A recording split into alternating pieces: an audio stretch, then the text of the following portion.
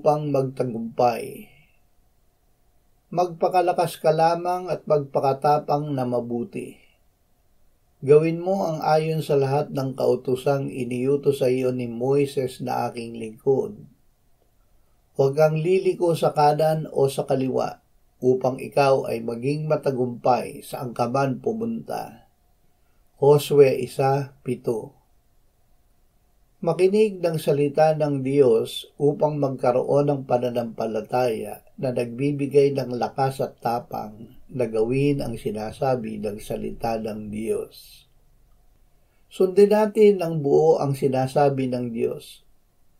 Huwag tayong lumihi sa kanyang salita. Ito ang paraan upang magtagumpay saan man tayo pumunta. Ama, tuwing magbabasa kami ng Biblia, ay iparinig mo sa amin ang iyong tinig.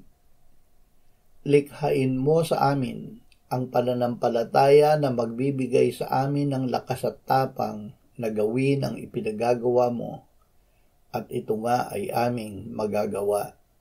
Amen.